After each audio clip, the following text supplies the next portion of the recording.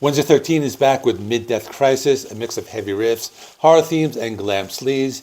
But is this new album a return to form or just more of the same? If you don't know, Wednesday 13, whose real name is Joseph Poole, has been part of this whole horror punk and metal bands. He's been with Murder Dolls, and that's where I discovered him while I was looking into Joey Jordison's projects one day. After Murder Dolls went on hiatus, Wednesday 13 kicked off his solo career. He signed with Napalm Records and released a bunch of albums. He released Horrifier in 2022. I remember listening to that album back when it came out. I listened to it again to refresh my memory, and I noticed it sounded more industrial than this album, but enough history lesson. Let's go into Mid-Death Crisis. Let's see if it's a return to form. And there's also a guest star from a glam metal band that I haven't listened to in years.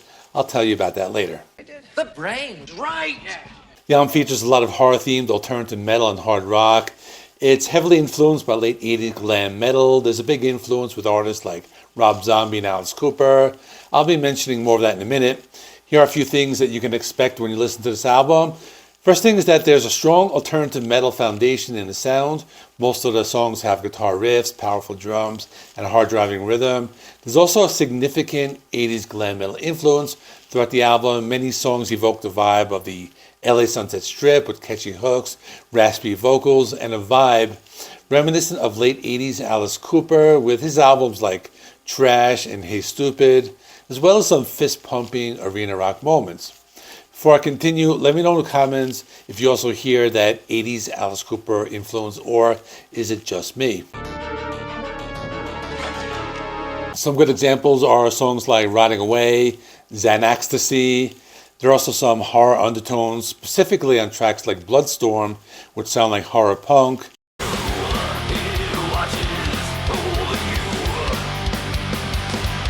That song in particular made me think of the Misfits with the punk rock guitars and the D beats. Also a lot of Rob Zombie style elements in the music, like this cheesy delivery of a dark, even satanic lyrics that are similar to what Rob Zombie does. There's also a lot of this inspired by some other eras of Alice Cooper, such as the later industrial albums like Brutal Planet. There's also some gothic rock and post-punk flavors on the album. For example, the track In Misery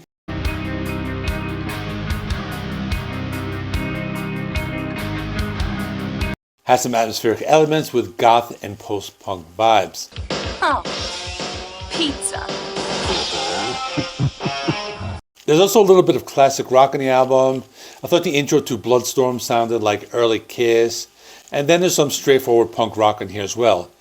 It's also apparent on the track Sick and Violent, which has a very aggressive sound with gang vocals.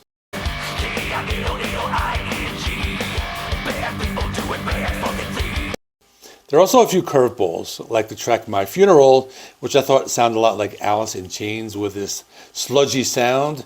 There's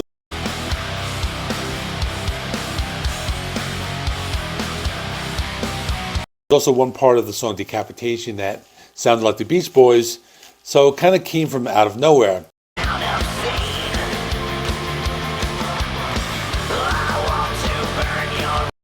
The song Bloodstorm also had those whoa, those types of gang vocals.